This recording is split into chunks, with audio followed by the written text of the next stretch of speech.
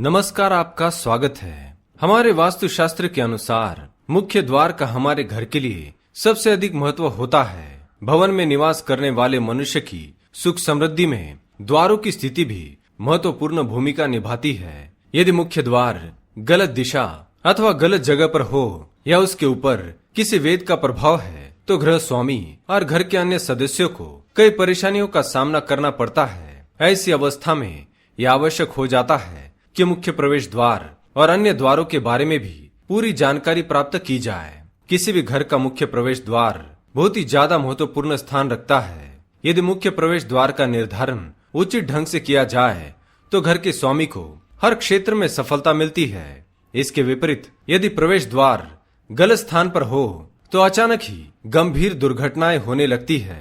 भवन निर्माण की योजना में सबसे पहले मुख्य प्रवेश द्वार के उचित निर्धारण के बारे में ही जानकारी प्राप्त करनी चाहिए।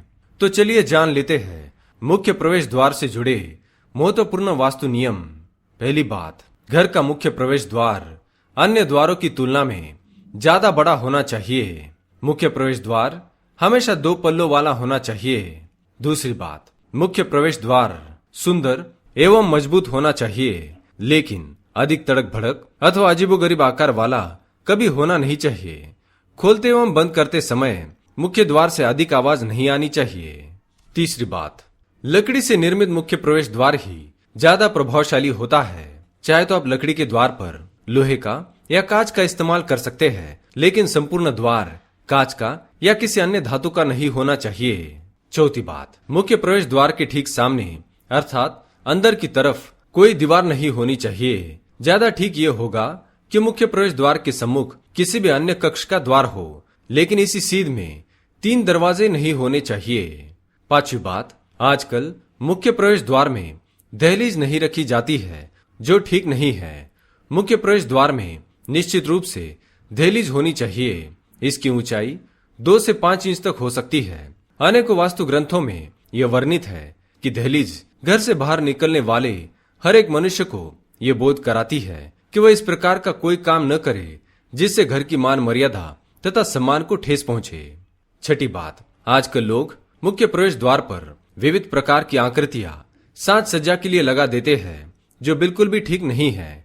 यदि प्रवेश द्वार पर किसी भी प्रकार की आकृति लगानी हो तो वह आयताकार होनी चाहिए। सातवीं बात, मुख्य प्रवेश द्वार पूर्णतः बंद होना चाहिए। उसमें किसी भी प्रकार का छेद अथवा दरारें इत्यादि नहीं होनी चाहिए। आठवीं बात, मुख्य प्रवेश द्वार के बाहर के ऊपर के भाग को तोरण अथवा अन्य मांगलिक चिन्ह लगाकर सजाया जाता है, जो सुख सौभाग्य का सूचक है। लेकिन बहुत से लोग ऐसे होते हैं जो मुख्य प्रवेश द्वार के बाहर ऊपर की ओर गणेश जी की मूर्ति को रख देते हैं, लेकिन ऐसा करना सही नहीं है, क्योंकि हिंदू धर्म में गणेश जी की पीठ में दरिद्रता और आगे की ओर रिद्धि सिद्धि का वास माना जाता है। इसलिए यदि गणेश जी की मूर्ति की स्थापना मुख्य प्रवेश द्वार के बाहर हुई है तो गणेश जी की पीठ आपके घर की तरफ है। इसका मतलब है कि दरिद्रता घर में आ रही है और रिद्धि सिद्धि बाहर जा रही है। अतः गणेश जी की मूर्ति को प्रवेश द्वार पर अंदर की ओर ऊपर लगाना चाहिए। इस प्रकार की स्थिति ये दर्शाती है कि दरिद्रता घर से बाहर जा रही है और रिद्धि सिद्धि घर में आ रही है। 9वीं बात, मुख्य प्रवेश द्वार के सामने बाहर की ओर कोई भी पेड़, मंदिर, स्तंभ अथवा खुंटी इत्यादि ना हो। मुख्य प्रवेश द्वार के दोनों पल्लों की लंबाई और चौड़ाई समान होनी चाहिए।